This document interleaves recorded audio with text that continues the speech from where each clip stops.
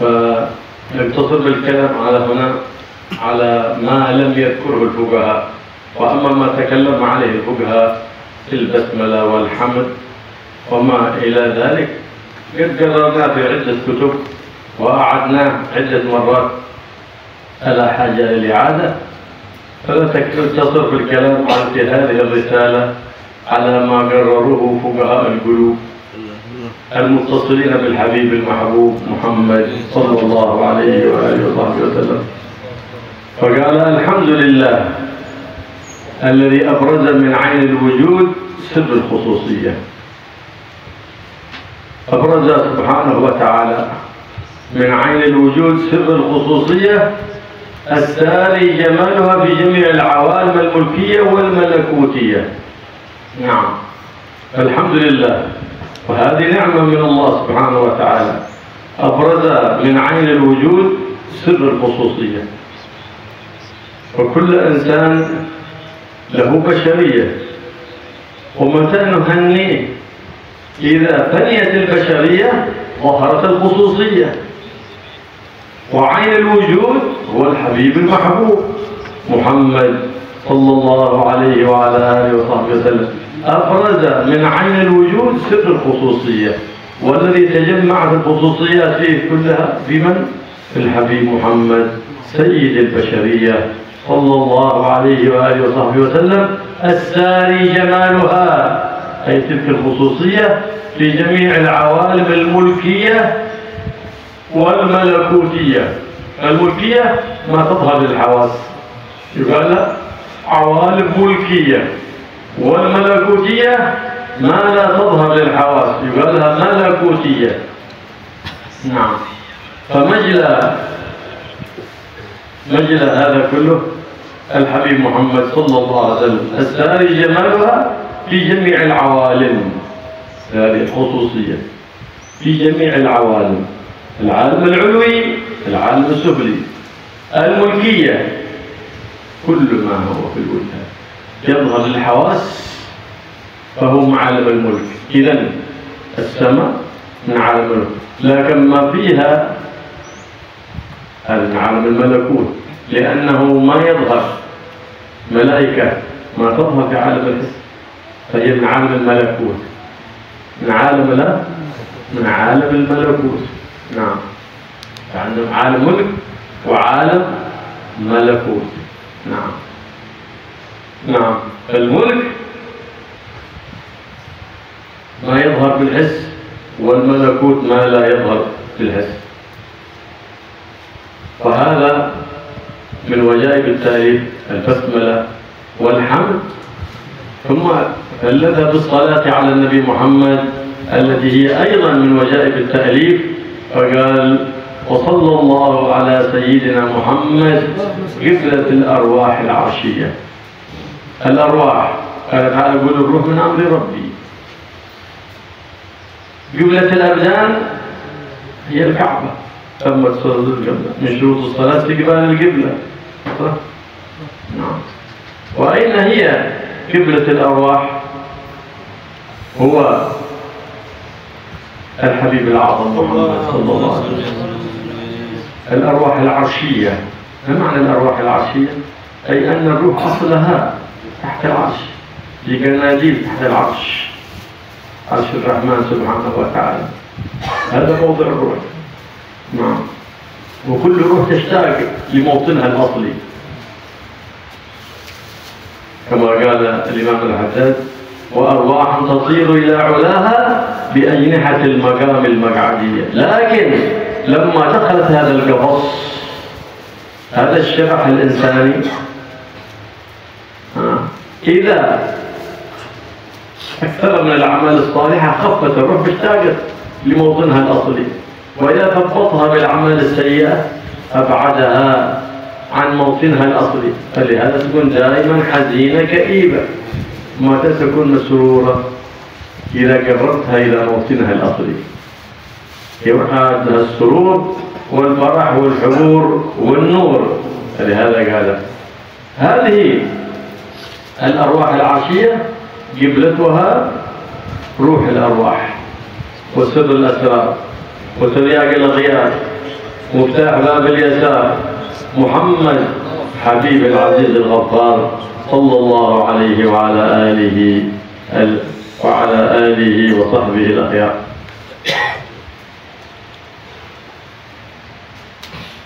Kemudian setelah Bismillah, beliau membahas Bismillah tadi sebenarnya yang tidak dibahas oleh ulama fikih.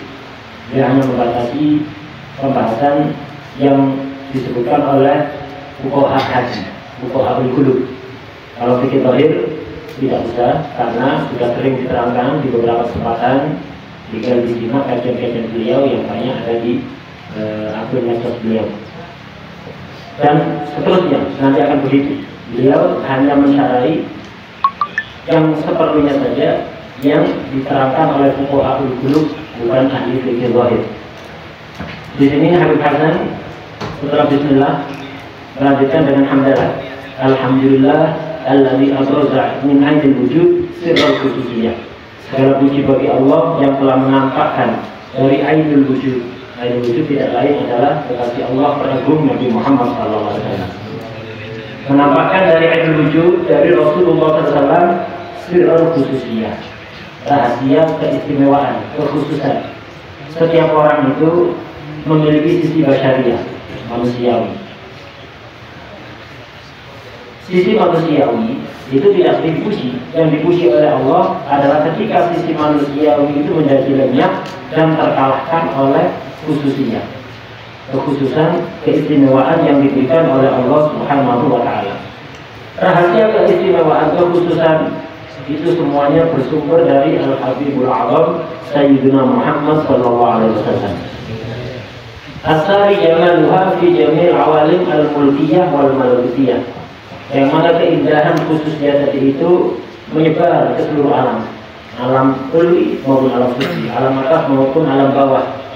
Alam mulkiyah, alam yang tampak oleh panca indera, bisa dijangkau oleh panca indera, seperti langit, bumi, atau alam malakut, alam yang tidak tampak dengan panca indera, alam gaib yang tidak seperti hal-hal yang berada di langit. Kita langit bisa melihat, tapi apa yang ada di dalam langit seperti malaikat dan lain, ini kita tidak bisa melihat. Itu termasuk alam malakut, alam gaib. Yang mana keindahan khususnya tadi itu menyebar ke seluruh alam, yang mulkiyah wal malakutiyah. Kemudian beliau melanjutkan dengan salawat, karena memang merupakan kewajiban di dalam ngarang kitab itu. Ada beberapa hal yang harus disebutkan. Pertama adalah basmalah, kedua hamdalah, dan ketiga adalah salawat serta salam kepada Rasulullah SAW. Beliau melanjutkan dengan salawat wa sallallahu ala sayyidina Muhammad qiblatil arwahil arsyiyah. Salawat semoga tercurahkan kepada baginda Nabi Muhammad SAW yang menjadi kiblatnya ruh-ruh arsyiyah yang berasal dari arsy. Ruh ini apa hakikatnya tidak ada yang tahu. Kulir ruh min amri rabbi. Itu rahasia Tuhan ruh itu. Kiblatnya ruh ini adalah Nabi Muhammad SAW.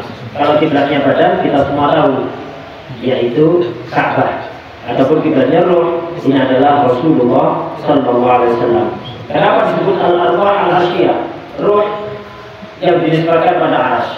Karena memang tempat asli ruh itu adalah dari lampu-lampu yang bergelantungan ada di bawah arsy-Nya Allah. Itu tempat aslinya ruh. Kemudian diturunkan oleh Allah, ditaruh di dalam badan setiap orang. Ruh itu karena aslinya bukan di bumi, tapi di lampu-lampu yang bergelantungan di bawah arsy, maka dia akan selalu merindukan tempat aslinya. Ketika kita memaksa diri kita untuk selalu beramal saleh, ruh kita akan menjadi kuat, sehingga mendekat ke tempat aslinya, mendekati arsy, sehingga roh itu selalu bahagia, tenang. Tapi kalau kita menyibukkan badan kita dengan amal-amal yang jelek, yang melanggar syariat Allah, maka roh kita akan terkungkung di dalam jasad, tidak mampu kemana-mana. Kepingin balik ke arsy tapi tidak mampu, selalu di bawah, di bawah, di bawah. Akhirnya roh kita menjadi sedih, badan kita senang, tapi roh kita menjadi sedih.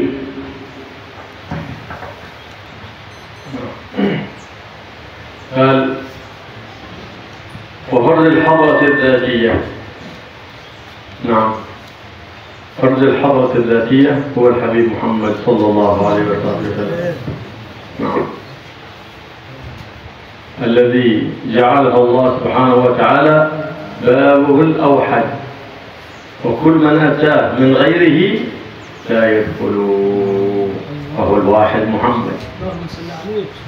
الله الأحد الذي ليس كمثله أحد تجلى على الواحد محمد وجعله فرد الحضرة الذاتية، فلا دخول عليه إلا من طريقه. وطول التجليات الإحسانية، طول التجليات ومظهر التجلي هو الحبيب الأعظم صلى الله عليه وسلم، إذ لا يستطيع أحد الأخذ مباشرة عن المولى إلا الحبيب محمد. فلهذا صلاة الله عليه إمداد له في الأسرار والأنوار والتجليات الإحسانية، وصلاتنا عليه صلى الله عليه وآله وسلم استمداد من تلك التجليات الإحسانية. فأكثر من الصلاة على حبيبك محمد تزداد لك التجليات من طول التجليات الإحسانية. نقطة الانفعال المدحية منها مراكز الأنوار الصمدية. نعم،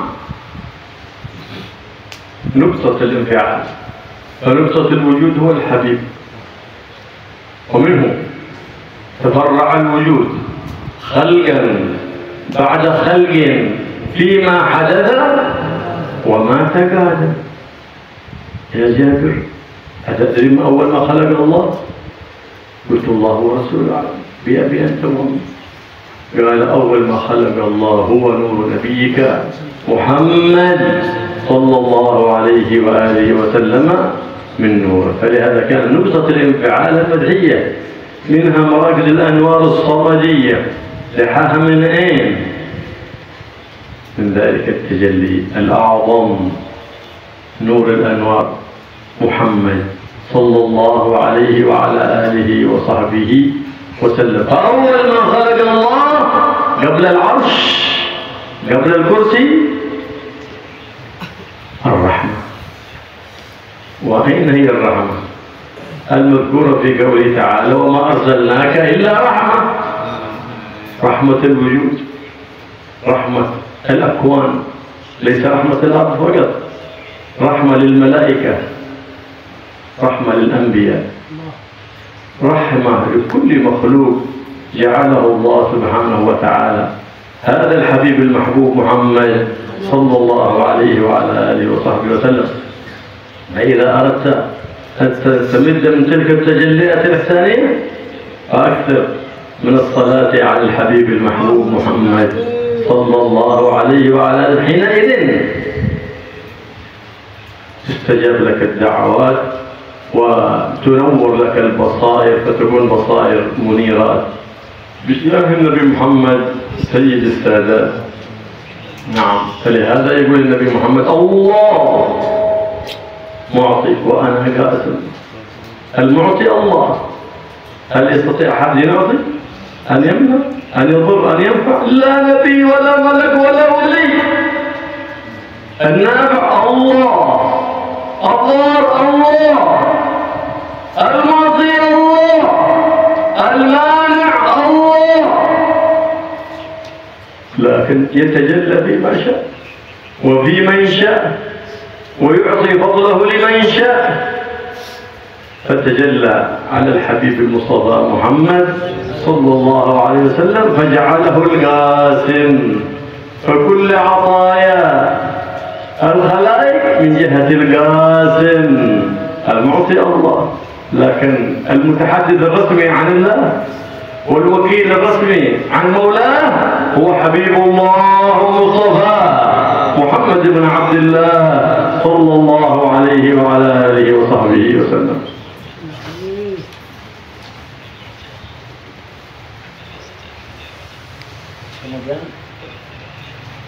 Kemudian beliau melanjutkan wa fardil hadratiz dzatiyah. Ini maksudnya mensifati Rasulullah SAW.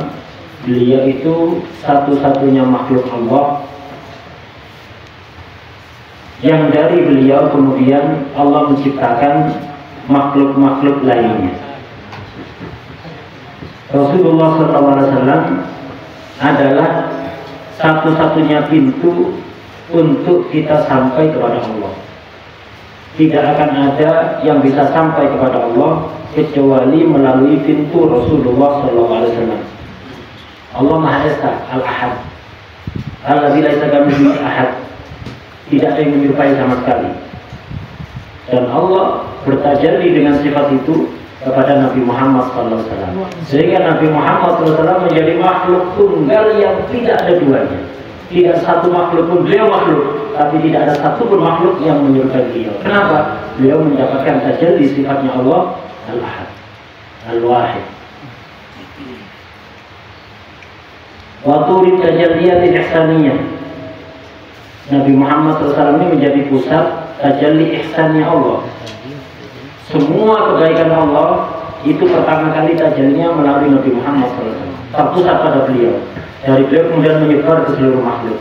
Tidak ada satupun anugerah Allah, rahmat Allah, nikmat Allah yang diberikan kepada makhluk, baik bumi, manusia, malaikat, anbiya, semuanya, kecuali melalui perantara Nabi Muhammad SAW. Tidak ada satupun makhluk yang bisa menerima anugerah langsung dari Allah kecuali Nabi Muhammad SAW. Hanya Nabi Muhammad SAW satu-satunya yang langsung bisa menerima anugerah dari Allah. Yang lain tidak bisa, tidak mampu. Dia yang tidak mampu, bukan Allah tidak mampu. Dia tidak kuat. Harus melalui perantara Nabi Muhammad SAW. Kita kalau kepingin anugerah dari Allah harus melalui perantara Nabi Muhammad SAW. Bagaimana cara mancingnya? Anugerah Allah biar turun ke kita melalui Nabi Muhammad SAW. Mancingnya dengan memperbanyak salawat kepada Rasulullah SAW. Hakikat salawat itu, salawatnya Allah kepada Nabi Muhammad SAW adalah imdad. Ketika Allah bersalawat pada Nabi Muhammad, hakikatnya Allah memberikan madad, anugerah yang begitu besar yang tidak pernah diberikan kepada siapapun. Adapun kita bersalawat pada Nabi Muhammad, artinya kita istimdad, memancing turunnya anugerah dari Allah yang diturunkan pada Allah kepada Nabi Muhammad SAW. Jadi salawat dari Allah kepada Nabi Muhammad adalah imdad, Allah memberi. Sementara kita bersalawat pada Nabi adalah kita meminta kepada Allah melalui perantara Nabi Muhammad SAW. Jalan pintas untuk menurunkan rahmat Allah, anugerah Allah dengan salawat.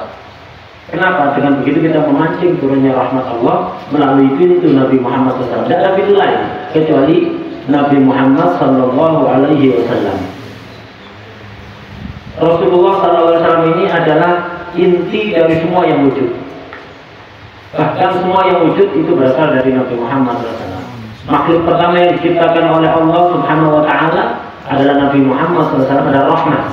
Makhluk pertama yang diciptakan oleh Allah adalah rahmat. Apa rahmat yang dimaksud? Adalah rahmat yang disebutkan dalam firman-Nya, "Wa ma arsalnaka illa rahmah."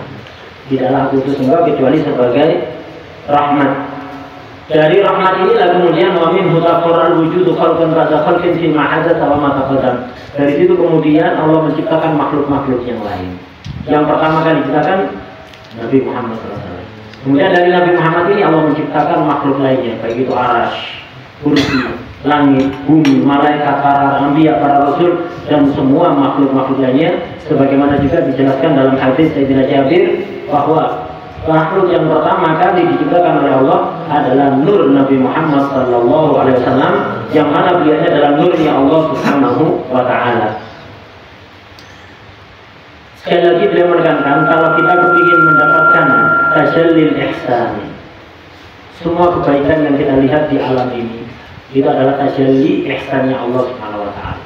Kalau ingin kita mendapatkan sebanyak-banyaknya tajalli ihsan, caranya pancing dari sumbernya, Rasulullah SAW. Caranya perbanyak salawat kepada beliau SAW. Dengan begitu Anda akan menjadi orang yang doanya selalu mustajab.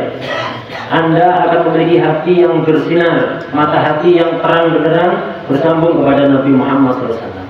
Apa dalilnya? Allah mu'ti wa anal qasim. Hadis Allah mu'ti wa anal qasim. Allah yang memberi. Tidak ada yang bisa memberi kecuali Allah Subhanahu wa taala. Tidak ada yang bisa menghalangi kecuali Allah Subhanahu wa taala. Tidak ada yang bisa menciptakan manfaat atau madarat kecuali Allah Subhanahu wa taala. Tapi Allah memberi, mencegah, mendatangkan manfaat, mendatangkan madarat, ada pintunya. Pintunya Nabi Muhammad SAW. Beliau agen satu-satunya Allah untuk menyampaikan segalanya. Penciptanya semuanya Allah Subhanahu wa ta'ala. Semuanya dari Allah, tapi Allah bertajalli kepada apapun yang dikehendaki dan kepada siapapun yang dikehendaki. ولما كانت الصلاة على النبي محمد من غير الصلاة على الآل هي الصلاة المبتوتة المقطوعة لقول صلى الله عليه وسلم لا تصلوا علي الصلاة البتراء. كيف هذه الصلاة البتراء؟ تقول اللهم صل على محمد وتسكت، اللهم صل على محمد وآله. لهذا ذكر الصلاة على النبي محمد وعلى آله فقال وعلى آله.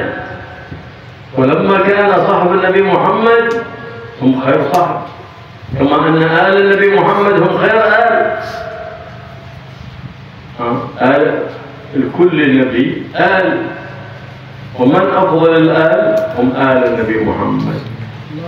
فلهذا نصلي عليه في كل صلاة، فنصلي على إبراهيم وعلى آل إبراهيم، نصلي على أجداد النبي محمد. آل إبراهيم من هم؟ أجداد النبي محمد. ونصلي على النبي محمد وعلى آل النبي محمد. من هم آل النبي محمد؟ هم أهل بيته وهم ذريته صلى الله عليه وعلى آله وصحبه وسلم. فلهذا قيس بالصلاة على الآل الصلاة على الصحب، وإن لم يوجد فيها نص لكنها بالقياس، لأن صحبا بلا آل أفضل من آل بلا صحب. نعم. وصف هؤلاء الصحب، وتقدم معنا تعريف الآل والصحب في كتب الفقه. وصفهم قال شعاع نوره ونجوم بدره. هؤلاء شعاع نوره، شعاع النور المتصل، هم الذين حملوا الرسالة وبلغوا الأمانة. من هم آل البيت وهم أصحاب النبي محمد، وترجمان نهيه وأمره، ومن نشر الدين وبلغ أوامر الله لتمتثل ونواهي الله لتجتنب، هم آل بيت النبي وأصحاب النبي محمد.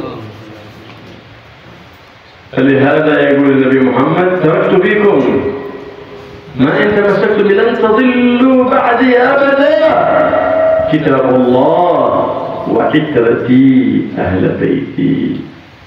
أهل بيتي هذا الذي في السنن في الصحاح، وفي رواية ليست في السنن وليست في الصحاح وسنتي، كتاب الله وسنتي، لا يوجد في الصحيح ولا يوجد في السنن، لكنها رواية مثبوتة عن النبي محمد، وعترتي هي الأصح، وسنتي وفيها رواية أخرى.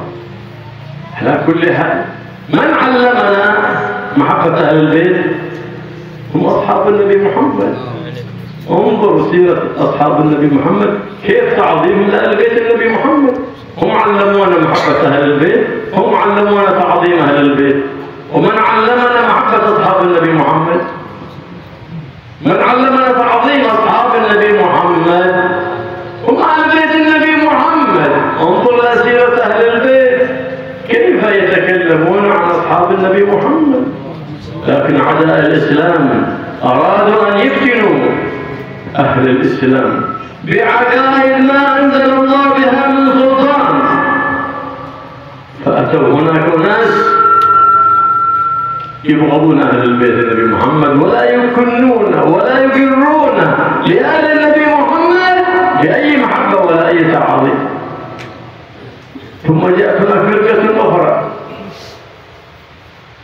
لا يعترفون بحرمة الصحابة وابتلوا بسب الصحابة، فكلا الفريقين خاسر. كلا الفريقين ليس من أهل السنة والجماعة. من لم يحب أهل بيت النبي ولا يقر لأهل بيت النبي بأي مودة ومحبة، ومن لا يقر المحبة والمودة لأصحاب النبي محمد، كلا الفريقين ليس من أهل السنة والجماعة. ومن هنا دخلت الفتنة الطائفية بين المسلمين، لأنهم ابتعدوا عن العلم المتصل بسيد الأنبياء والمرسلين، فدخل المتطرفون ففتنوا الأمة المحمدية. لمين؟ من أين دخلت الفتنة؟ من الجهل. والآن يعاد لنا تاريخ جديد، جهل جديد، لكن مودرن، باسم الجامعات، باسم الثانويات، باسم العاليات، جهل مودرن، لكن يتخرج جاهل بشهادة. أول كانوا يتخرجون جهال لكن بلا شهادة. الآن في زماننا تخرج رسمي بشهادة رسمية للجهل، لا اتصال، لا تخرج، لا علم ظاهر، لا علم باطن، ولا قرب من النبي محمد صلى الله عليه وسلم. من أين يجي العلم؟ من أين العلم هو؟ من أين؟ العلم اسمه محمد، السر اسمه محمد، النور اسمه محمد. صلوا على النبي محمد. هؤلاء الذين حملوا شرع النبي محمد لهذا السماء ترجمان نهيه وأمره، هم الذين بلغوا الرسالة ونصحوا الأمة، هم أهل بيت النبي محمد، أصحاب النبي محمد. الفتنتان بعرة أو روضة انقسمت نصفين، فاحذرهما، لا تتبع البعر واتبع الدرر، وتشمم للجواهر والدرر لتكون في العالي مع الذين طلعوا الغرر واقتدوا بالبدر محمد سيد البشر صلى الله عليه وآله وصحبه وسلم. المنتقص من آل بيت النبي محمد والمنتقص من أصحاب النبي محمد هو حقيقة منتقص من قدر وفضل وعظمة النبي محمد صلى الله عليه وآله وصحبه وسلم. الله يوفقنا وإياكم لمحبته صلى الله عليه وسلم ومحبة أهل بيته وأصحابه، وحين على محبتهم، ويحشرنا في زمرتهم في عافية يا رب العالمين.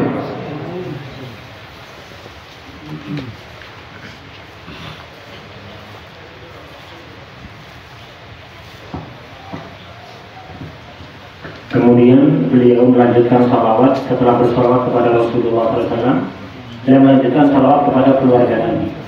Karena salawat kepada Nabi tanpa salawat kepada keluarga Nabi ini disebut salawat batal, salawat yang terputus, dan kita dilarang untuk melakukan itu. La tusallu alayya as-salatal batal. Janganlah kalian bersalawat kepadaku dengan salawat yang terputus. Apa salawat terputus? Kalian mengucapkan Allahumma shalli ala Muhammad, kemudian selesai. Nah, tambah wa ala ali. Salawat pada Nabi dan juga keluarga Nabi Muhammad SAW. Begitu juga kepada sahabat. Salawat kepada keluarga Nabi ini ada nas yang memerintahkan secara langsung. Adapun salawat kepada sahabat tidak ada nas, akan tetapi menggunakan dalil qiyas. Kenapa sahabat dikiaskan? Karena sahabat yang bukan keluarga Nabi afdal dibanding keluarga Nabi yang bukan sahabat. Kalau kita diperintahkan salawat pada keluarga Nabi walaupun mereka bukan sahabat, yang kedudukannya di bawah sahabat walaupun bukan keluarga Nabi, maka tentu kita juga harus bersalawat kepada sahabat Rasulullah SAW. Intinya Nabi Muhammad SAW ini istimewa. Semua yang ada di sekitar beliau, yang ada hubungannya dengan beliau, ini istimewa. Apa buktinya? Kalau kita salawat, kita sholat akhir, kita bersalawat pada Rasulullah SAW. Kenapa? Beliau istimewa. Tapi tidak berhenti di situ. Kita diperintahkan juga salawat kepada keluarga Nabi Muhammad SAW. Kenapa? Mereka keturunannya Nabi Muhammad SAW istimewa. Begitu juga kita salawat pada Nabi Ibrahim, kepada keluarga Nabi Ibrahim. Tahukah kita siapa itu Nabi Ibrahim? Siapa itu keluarga Nabi Ibrahim? Kita adalah datuk-datuknya Rasulullah SAW. Ini menunjukkan keistimewaan Rasulullah SAW dan semua yang ada hubungan kepada Rasulullah SAW, sehingga di dalam salat pun kita diperintahkan untuk salat pada Nabi, dan semua yang punya hubungan kepada Nabi, yaitu keturunan Nabi dan datuk-datuknya, nenek moyangnya, kakek moyangnya Rasulullah Sallallahu Alaihi Wasallam. Sahabat ini dan keluarga Nabi ini disifati oleh beliau dengan syu'ah nuri. Jadi pancaran dari cahaya Nabi Muhammad. Jadi mereka itu bersinar karena memiliki ikatan hubungan kepada Rasulullah SAW. Kenapa demikian? Karena mereka yang menyampaikan syariat Nabi Muhammad SAW, menyampaikan sunnah-sunnah Nabi Muhammad SAW. Perintah Allah kepada Nabi Muhammad, yang menyampaikan kepada kita larangan Allah, yang menyampaikan kepada kita tidak lain adalah keluarga Nabi dan juga para sahabat Rasulullah SAW. Karena itu kita harus betul-betul mentakdim mereka, sebagaimana sabda Rasulullah SAW dalam salah satu hadis, "Tarkufikum ma'itakum bihi lam tadillu abada."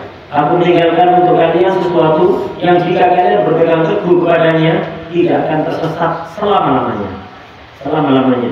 Yaitu apa? Kitabullah wa itrati ahlu baiti. Ada riwayat, ini riwayat yang lebih sahih karena terdapat di kitab-kitab sihah dan juga kitab-kitab sunan.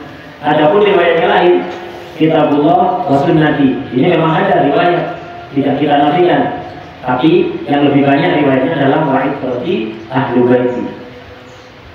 Dua perkara yang harus selalu kita pegang teguh agar kita tidak tersesat kapanpun adalah Kitabullah, Al-Quran, dan juga keluargaku, kata Rasulullah SAW.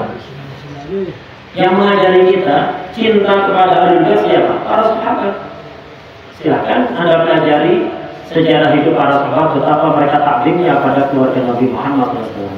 Yang mengajari kita cinta kepada sahabat siapa? Keluarga Nabi Muhammad SAW. Perhatikan bagaimana sejarah hidup keluarga Nabi, bagaimana mereka taklimnya kepada sahabat Rasulullah SAW.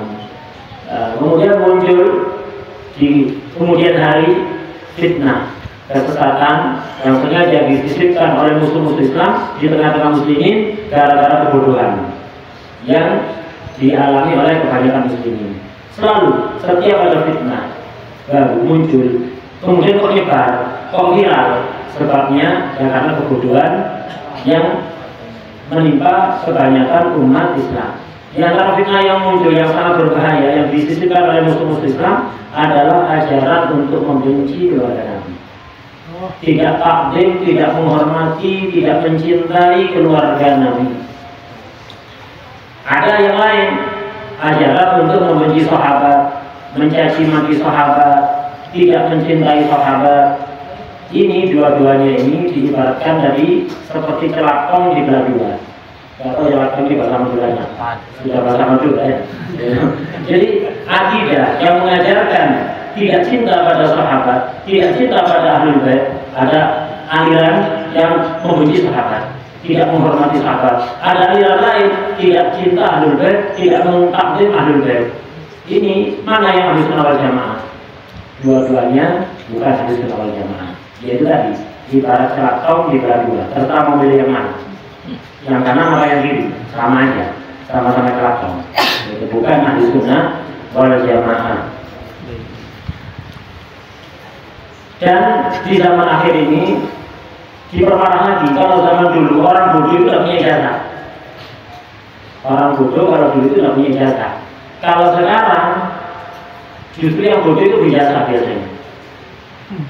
Nah, ini kebodohan modern. Bodoh tapi punya ijazah perguruan tinggi, sanawiyah, aliyah. Ini sangat disayangkan. Tidak punya ilmu zahir, apalagi ilmu batin, tidak punya sir, tidak punya nur, tidak punya kedekatan kepada Rasulullah SAW. Bagaimana bisa mendapatkan sir, nur, ilmu zahir atau batin? Dia jauh dari Rasulullah SAW.